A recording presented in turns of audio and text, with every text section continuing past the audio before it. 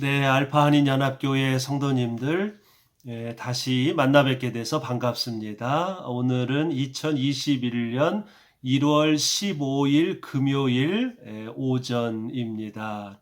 매주 금요일마다 우리가 교회당에서 했던 예배 전 성경 공부를 우리 금요일로 옮겨서 지금 계속해서 성경 공부를 하고 있습니다. 오늘은 레위기 11장에서 15장까지의 말씀을 공부하도록 하겠습니다. 코로나19가 계속 확산돼서 모두 집에 있으라고 이제 그렇게 정부가 지시를 내려서 이 집에 있는 기간이 계속 연장되고 있습니다. 여러 가지로 좀 답답하고 힘든 상황인데요. 이 코로나가 그리고 백신이 빨리 도착해서 우리가 백신 주사를 맞고 또 이 코로나가 잠잠해지기를 우리가 다 지금 바라고 있습니다.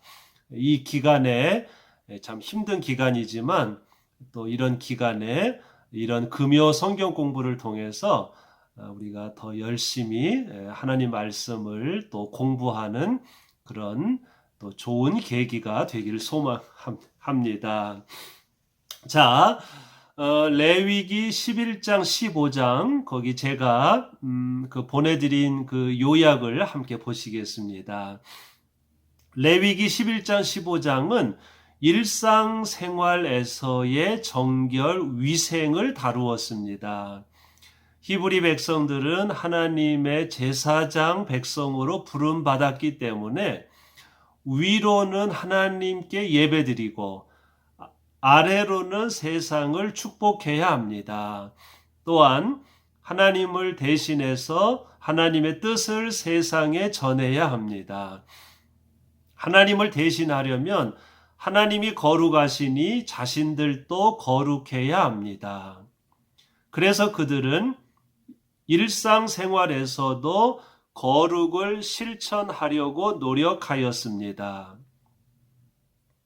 오늘 말씀을 보면 그들이 정결, 위생에 얼마나 많은 관심을 가졌는지를 알 수 있습니다. 오늘 말씀을 보면은요, 제사를 열심히 드렸을 뿐만 아니라 일상생활에서도 하나님의 부름받은 백성으로서 제사장 민족으로서 얼마나 그들이 자신의 몸과 마음, 먹는 거, 입는 거, 일상생활에서 구별되고 깨끗하게, 거룩하게, 위생에 얼마나 그들이 관심을 가졌는지를 알 수 있습니다. 자, 좀 이제 구체적으로 이제 좀 살펴보겠습니다.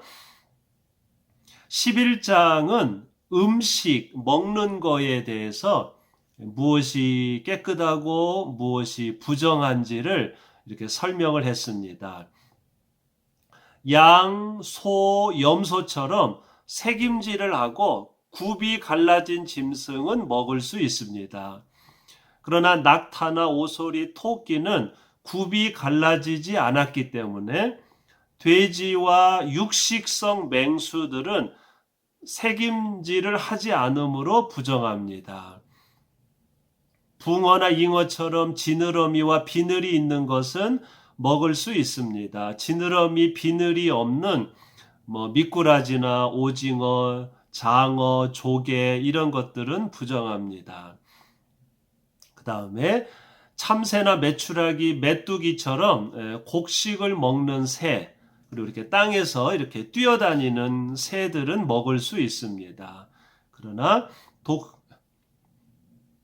독수리, 까마귀, 올빼미처럼 그 맹수, 다른 것들을 막 공격하는 그런 새들이나 부엉이나 올빼미처럼 밤에 활동하는 새들은 부정합니다.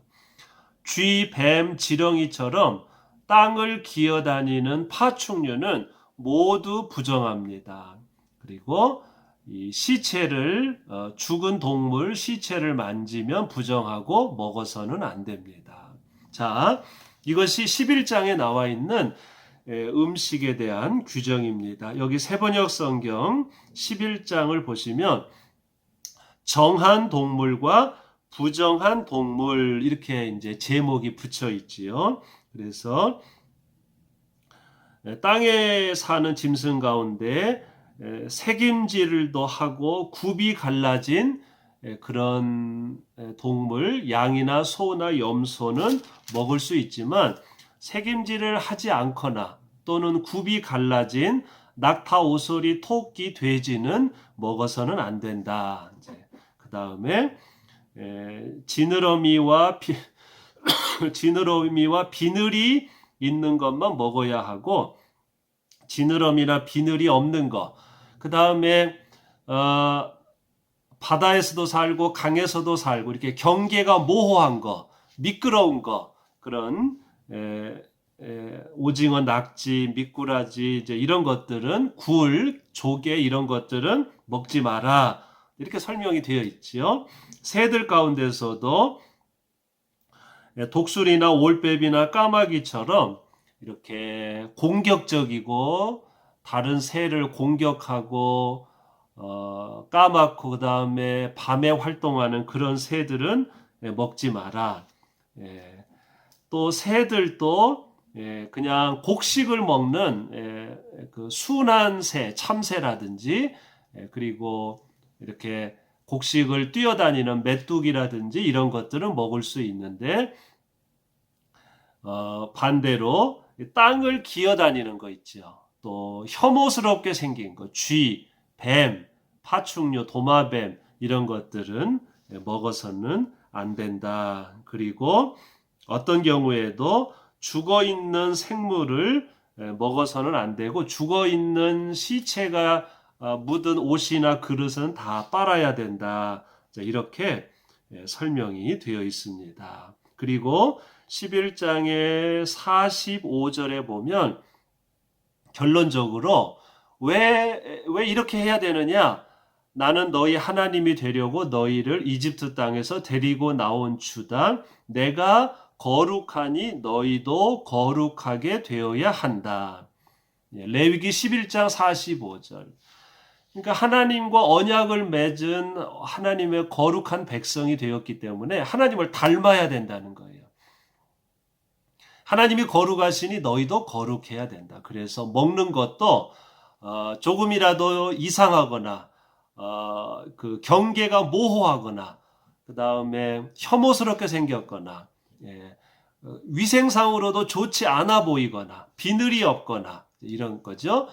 지느러미가 없거나 또 그 새김질을 안 하거나 굽이 갈라지지 않았거나 땅을 기어다니거나 인간에게 해로운 것들 이런 것들은 전부 먹지 말고 깨끗하고 구분이 명확하고 또 순한 것들만 먹어라 이렇게 이제 설명이 되어 있습니다.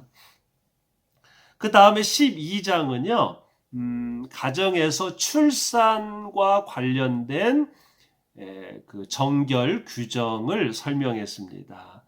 산모가 아들을 낳으면 40일 동안 집안에 머물러 있은 후에 번제와 속죄제를 드려야 부정에서 벗어날 수 있습니다.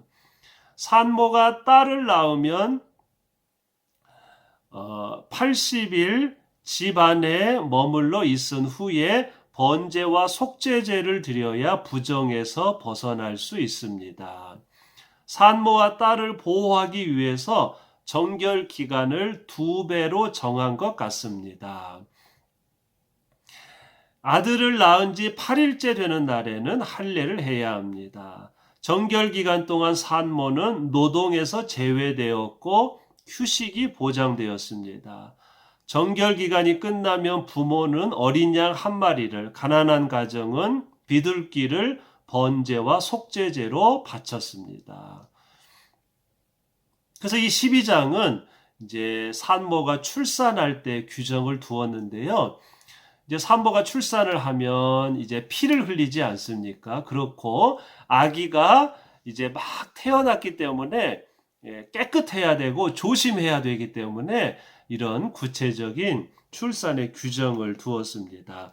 그래서 이제 산모가 12장 1절에 보면 이제 출산을 하면 아들을 낳았을 경우에 7일 동안 부정하기 때문에 특히 7일 동안에는 다른 사람과 접촉하면 안 되고 혼자서 그리고 또 몸을 잘 깨끗하게 돌보아야 하다. 그래서 그거를 이제 피가 멎을 동안 7일간 부정하다 이렇게 설명을 한 거예요. 그리고 나서 33일간 또 집에서 이제 회복하는 기간을 이제 가져야 된다. 그래서 총 40일이고요. 딸을 낳았을 경우에는 2배가 되는 거죠. 그 부정한 기간도 14일. 그 다음에 집안에서 이제 휴식을 취하는 기간이 66일. 그래서 총 80일 동안 집안에 머물러 있고, 그래서 이런 40일 또는 80일이 지난 후에는 이제 그 피가 다 멎고 회복이 되었기 때문에 이제 번제 속죄제를 드렸다. 그 왜 산모와 딸을 낳았을 때는 왜 2배의 회복 기간을 두었을까요? 이제 아마도 산모와 딸을 좀 더 보호하기 위해서 이제 그러지 않았을까요? 그리고 아들은 8일째 되는 날에 이제 하나님께 부름받았다는 표시로 할례를 했고요. 근데 여기서 중요한 것은 이런 정확한 규정을 만듦으로써 이제 산모가 이제 휴식을 보장받는 거죠. 뭐 아들을 낳았을 경우에 40일 동안 이런 가정일이나 노동을 하면 안 되고 무조건 쉬는 거죠. 잘 먹고 잘 자고, 또 딸을 낳으면 2배로 80일 동안 이제 이런 노동에서 제외시키고 충분한 휴식을 취하게 한 것이지요. 그리고 나서 양 또는 가난한 가정은 뭐 산비둘기, 집비둘기로 이제 제사를 드렸다. 그러니까 12장에 보면 일종의 그 산모가 몸을 깨끗이 씻고 또 피가 멎고 그 다음에 충분히 휴식할 수 있는 그런 권리를 보장하였다. 이제 그렇게 설명했습니다. 이 옛날에 이런 세세한 규정을 두었습니다. 그래서 산모가 충분히 쉴 수 있게 했습니다. 참 좋은 규정 아닙니까? 저 옛날에 이런 규정이 이렇게 만들어 두었습니다. 그 다음에요. 13장, 14장은 그 병과 관련된 정결 위생 규정입니다. 먼저 13장은요, 나병이라고 이제 옛날 성경에 쓰여 있는데요. 세번역 성경은요, 사람에게 생기는 악성 피부병이라고 이렇게 제목을 붙였습니다. 그러니까 여러 종류의 그 악성 피부병, 그런 몸에 이렇게 피부에 이런 피부에 병이 생겼을 경우에 그게 이렇게 또 다른 사람에게 번지면 안 되니까요. 그랬을 경우에 이렇게 해야 된다, 그런 규정을 두었습니다. 악성 피부병에 감염된 사람은 제사장에게 가서 진찰을 받아야 합니다. 제사장은 감염 여부를 즉시 판단할 수도 있고 7일 또는 14일간 그 사람을 격리시킨 후에 피부병이 이렇게 번졌는지를 이제 그것이 피부병인지 뾰루지인지를 7일 또는 14일 후에 진단해야 합니다. 제사장은 피부에 종기나 얼룩이나 화상을 보고 그것이 악성 피부병인지 아니면 흉터인지를 이제 판단해야 된다.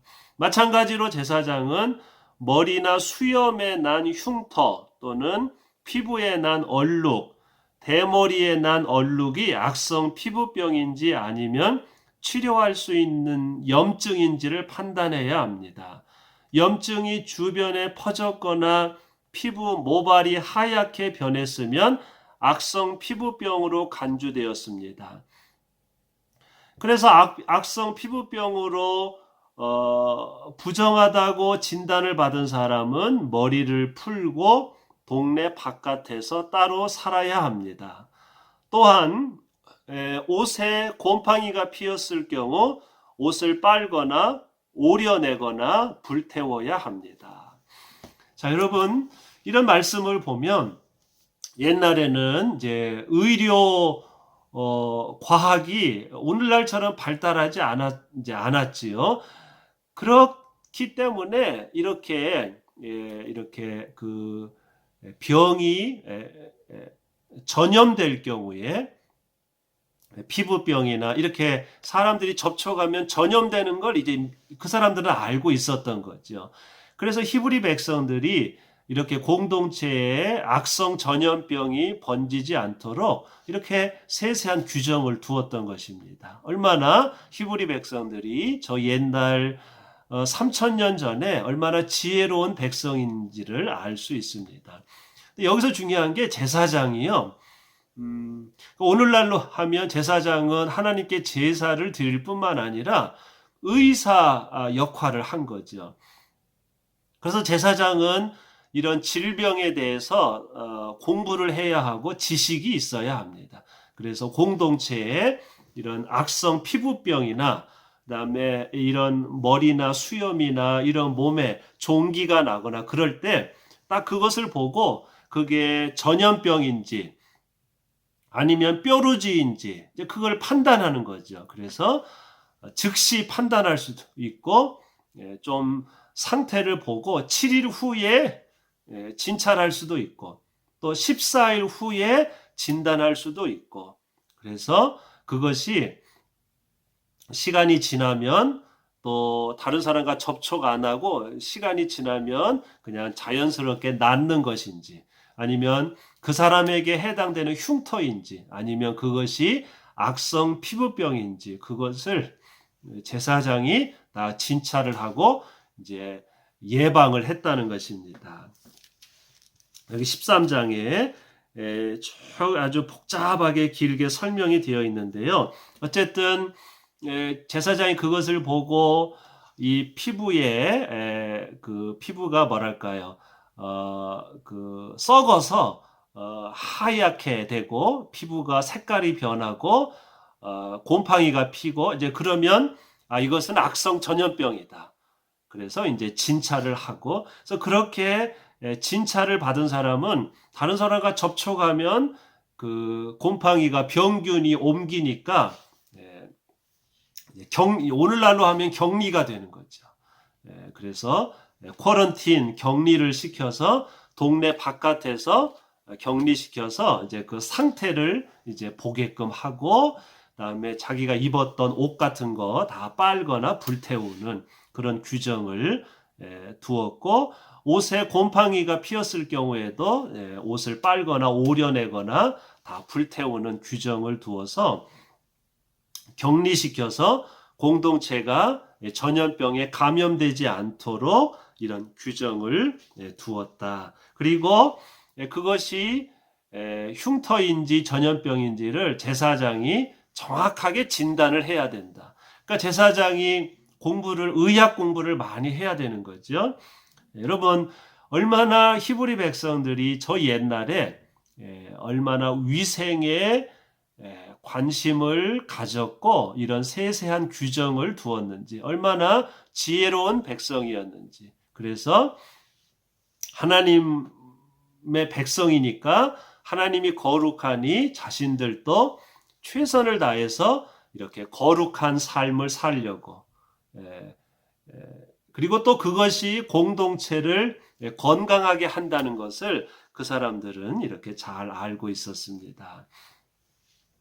자, 14장은요, 이 악성 피부병, 전염병 환자가 이제 격리되었지 않습니까? 그런데 이제 그 사람이 시간이 지나면 우리 몸 안에 있는 면역력으로 이제 자연적으로 치료가 되지 않겠습니까? 그러면 그 사람이 이제 다 나았으면 이제 동네로 돌아와서 이제 가정에 돌아가서 일상생활을 해야 되죠. 그 절차. 예를 들면 우리가 무슨 이런 전염병, 코로나 전염병에 어떤 사람이 감염됐으면 요즘으로 하면 의사 선생님들이 진찰을 하고 2주 동안 격리 생활을 한 후에 여러 가지 열이나 이런 걸 다 체크하고 피 검사를 하고 그런 후에 이제 완치가 되었으면 이제 격리 생활에서 해제되지 않습니까? 멀리 여행 갔다 오면 지금 14일간 격리하게 하고요. 그 코로나 감염된 사람과 접촉한 사람도 무조건 14일간 격리 생활 해야 되지 않습니까? 근데 벌써 이 3000년 전에 히브리 백성들이 격리 생활에서 돌아올 때 어떻게 해야 되는지 그런 규정을 이렇게 다 만든 거예요. 나병 환자가 이제 그 전염병, 악성 피부병 환자가 나았을 경우 제사장은 새 2마리, 백향목 가지, 홍색 털실, 우슬초를 7번 이제 그 사람에게 뿌리면서 일종의 그 정결 의식을 하는 거예요. 다 나았다, 다 나았다 하면서 이제 그렇게 그 향을 피우고 피를 이제 그 사람에게 이렇게 뿌리면서 일종의 사람들에게 이제 알려주는 거죠. 이 사람이 이제 깨끗하게 되었다. 환자는 옷을 빨고 털을 밀고 목욕을 한 후에 7일간 격리 생활을 하고 나서 또 한 번 옷을 빨고 몸에 털을 밀고 목욕을 하면 그리고 제사장이 최종적으로 완전히 깨끗해진 것으로 인정을 받습니다. 8일째 되는 날 이제 완치된 사람은 속죄제와 속건제와 소제를 드립니다. 제사장은 속건제물의 피와 기름을 그 사람의 머리와 오른쪽 귓볼과 엄지손가락과 엄지발가락에 바릅니다. 가난한 사람은 산비둘기나 집비둘기로 제사를 드릴 수 있습니다. 집에 곰팡이가 피었을 경우 제사장은 그 집을 검사한 후에 7일간 집을 폐쇄합니다. 곰팡이가 핀 흙과 돌을 버리고 새로운 흙과 돌로 집을 고쳐야 하고 곰팡이가 집 전체에 퍼졌으면 집을 헐고 새 집을 지어야 합니다. 이때 집주인은 아까 그 나병 환자처럼 똑같은 정결 의식을 치루어야 합니다. 세번역 성경의 14장을 보시면 환자를 정하게 하는 예식 이렇게 되어 있어요. 그러니까 이제 악성 전염병에 감염된 사람이 이제 동네 바깥에서 이제 살아야 됩니다. 격리 생활을 해야 되는 거예요. 그리고 나서 이제 본인이 이제 다 나았다고 판단이 되면 제사장을 부르는 거죠. 그래서 제사장이 보고 진찰을 하고 이제 면역력으로 다 나았으면 이런 회복하는 의식을 하는데 여기에는 백향목 가지와 홍색 털실과 우슬초를 그 다음에 그 피에 적셔서 7번 뿌리고 새 하나는 죽여서 피를 내고 두 번째 새는 이렇게 하늘로 날려보내고 글쎄요 이제 어쨌든 이런 일종의 그 사람이 다 나았다는 걸 사람들에게 알리는 세레모니, 일종의 의식 같은 거인 것 같습니다. 그리고 나서 또 한 번 확인을 하는 거죠. 환자는 집에 돌아왔지만 옷을 빨고 몸 안에 있는 모든 머리로부터 털을 다 밀고 목욕을 하고 7일간 격리 생활을 한 후에 7일이 지난 후에 또 한 번 옷을 빨고 목욕을 하고 털을 밀고 그리고 나서 제 8일째 되는 날 제사장께 가서 이제 그동안 내가 부정하게 되었으니까 죄를 용서받는다는 의미에서 이제 속죄 제사를 드렸다. 이제 그런 거죠. 그리고 제사장이 몸이 깨끗해졌다는 뜻에서 오른쪽 귓볼, 엄지, 손가락 그리고 엄지 발가락을 이렇게 피를 묻혀서 깨끗해졌다는 이런 이제 의식을 했다. 이런 겁니다. 그리고 사람이 감염됐을 뿐만 아니라 집에 곰팡이가 피었을 경우에는 제사장이 가서 그 집을 진단해야 된다. 그러니까 제사장이요, 의사도 돼야 하고요, 또 건축 기술도, 하여튼 제사장 오늘날로 하면 뭐라고 하나요? 집을 검사하는 사람, 그런 역할도 한 거죠. 그러니까 제사장이 상당히 상식과 의학 지식이 아주 뛰어나야 된다는 걸 알 수 있습니다. 제사장이 가서 이렇게 집에 병균이 묻었거나 곰팡이 난 거는 다 흙을 제거하고 새 돌과 흙으로 집을 보수하고, 집에 곰팡이가 너무 많이 피었으면 집을 다 헐고 흙과 땅을 다 버리고 깨끗하게 한 후에 새 집을 지어야 하고, 집주인은 그리고 나서 정결 의식을 치루어야 하고, 이렇게 격리 생활, 집이나 그 환자를 격리 생활을 해야만 공동체가 안전해질 수 있기 때문에 이런 절차를 치룬 것입니다. 굉장히 일상생활에서 위생 관리를 아주 잘 했다는 걸 알 수 있습니다.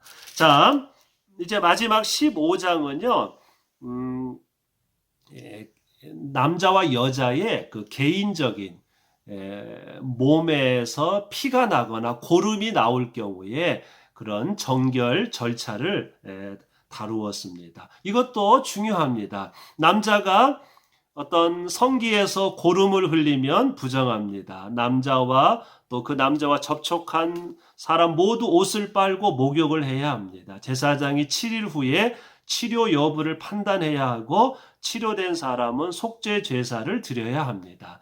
남자가 정액을 흘리면 저녁 때까지 부정하고 몸과 옷을 씻어야 합니다. 여자가 피를 흘리면 7일 동안 부정합니다. 여자와 접촉한 사람 모두 옷을 빨고 목욕을 해야 합니다. 혈루증을 앓는 여인은 부정하기 때문에 격리되어야 합니다. 제사장이 치료 여부를 판단해야 하고, 치료된 사람은 속죄 제사를 드려야 합니다. 어쨌든 남자든 여자든 몸에서 고름이 나오거나 피가 나오거나 뭐 그런 경우에는 부정한 거지요. 그래서 그게 위생상 또 안 좋고 또 전염될 수도 있기 때문에 목욕을 하고 옷을 다 빨고, 그리고 제사장 특히 특별히 병에 걸렸거나 그런 사람은 완치되었을 때 제사장으로부터 진단을 받고 완치되면 이제 속죄 제사를 드려야 하고, 혈루증을 앓는 여인도 우리 성경에 나오지 않습니까? 그러니까 피가 멈추지 않고 계속 피가 나오는 거죠. 그러면 동네에서 이제 격리 생활을 해서 피가 멈출 때까지 이제 이렇게 사람들로부터 격리를 시키는 거죠. 그리고 제사장이 그 치료 여부를 판단하는 겁니다. 그래서 예수님이 환자를 고쳐준 후에 제사장에게 가서 확실하게 병이 고침받았다는 것을 보여주어라. 예수님이 그렇게 말씀하신 그런 이유가 있는 것이지요.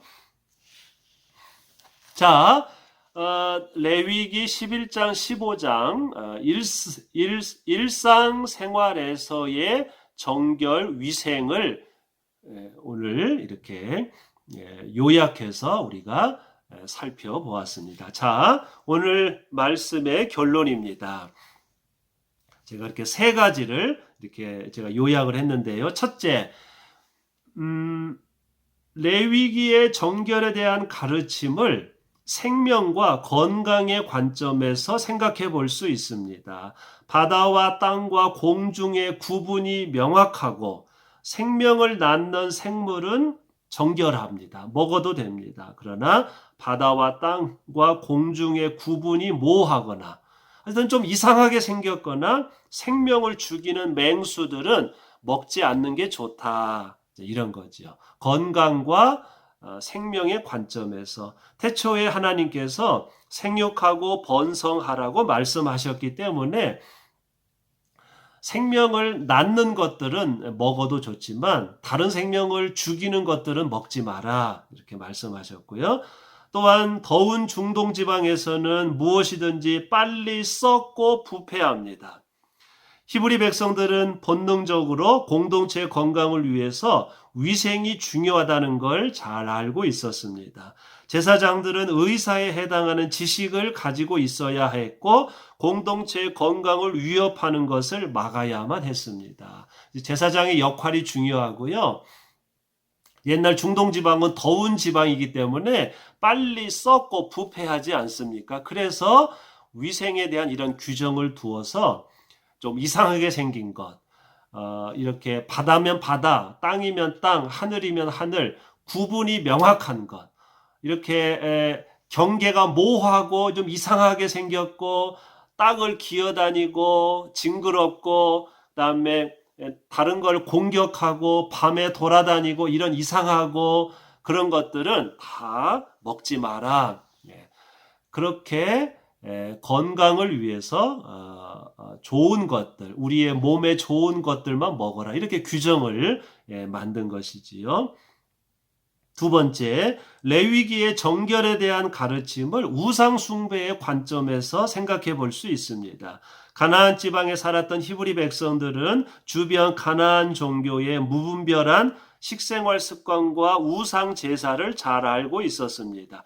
그들이 보기에 그런 것들은 하나님 보시기에 가증한 것들이었습니다. 무분별한 식생활 습관과 우상 제사를 따라가지 않고 제사장 백성의 거룩함을 지키기 위해서 정결 위생 가르침을 만들었습니다. 주변의 가나안 종교들을 보면요, 별 징그러운 걸 먹고 그리고 이상한 것들을 그 우상의 제사 음식으로 바치고 그랬거든요.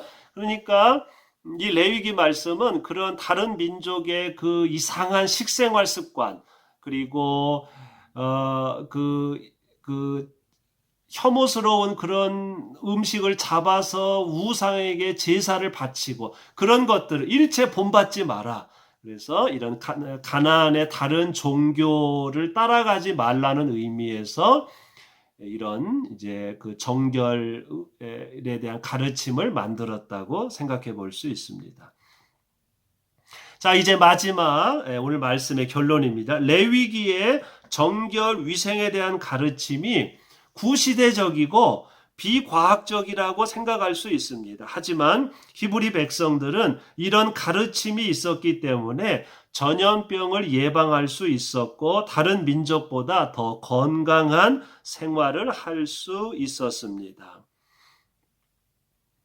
만약 오늘날 인류가 레위기의 가르침을 계승하였더라면 모든 인류가 이 레위기의 가르침대로 일상생활에서 위생관리를 잘 하였더라면 아무 것이나 먹지 않고 소위 부정한 동물을 먹지 않았더라면 인류는 코로나19의 고통을 받지 않았을지도 모릅니다. 3000년 전 히브리 백성들이 얼마나 지혜로운 백성들이었는지를 알 수 있습니다. 레위기의 가르침 중에는 오늘날의 기준으로 볼 때 딱 이렇게 정확하지 않는 것들도 있습니다. 뭐 오징어 이런 거 우리가 먹을 수 있지요. 뭐 문어도 먹을 수 있고요. 뭐 돼지고기도 먹을 수 있겠지요. 그러나 오늘날의 기준으로는 좀 맞지 않다, 잘못됐다라고 생각할 수 있는데요. 뭐 부분적으로는 그럴 수 있지만 11장부터 15장까지의 이런 위생에 대한 규정을 보면은요. 그 옛날 히브리 백성들이 얼마나 식생활, 가정생활, 입는 거, 먹는 거, 자는 거 이런 거에 있어서 얼마나 그 위생 관리를 잘 하였는지를 알 수 있습니다. 오늘날 인류가 이런 레위기의 가르침의 그 정신을 잘 계승하였더라면 먹는 거나 입는 거나 일상생활에서 몸가짐을 잘 하였더라면 아무 것이나 먹지 않았더라면 자연과 동물을 함부로 하지 않았더라면 어쩌면 인류는 이런 코로나19를 예방할 수 있었을지도 모릅니다. 이런 코로나19에 고통받는 이때 이 레위기의 말씀을 보면서 레위기의 말씀이 그냥 옛날 시대착오적인 말씀이 아니라 참 레위기 백성들, 히브리 백성들이 얼마나 위생관리를 잘 하였던가. 우리가 오늘날 레위기의 말씀의 그 정신을 우리가 지켜야 되겠구나. 우리의 몸가짐과 일상생활을 우리가 깨끗하고 반듯하게 해야 되겠구나 하는 것을 다시 한번 깨닫게 됩니다. 이 말씀을 다시 한번 묵상하면서 성도님들 이 코로나 격리 기간 중에 건강하게 또 깨끗한 삶을 유지하셔서 질병에서 싸우시고 또 승리하시는 성도님들 되시기를 기도합니다. 하나님, 레위기 11장에서 15장까지의 말씀을 통해 히브리 백성들이 하나님 앞에 제사를 드렸을 뿐만 아니라 일상생활에서도 얼마나 깨끗한 삶을 살려고 또 위생관리를 잘 하였는지를 오늘 말씀을 통해서 저희들이 배웠습니다.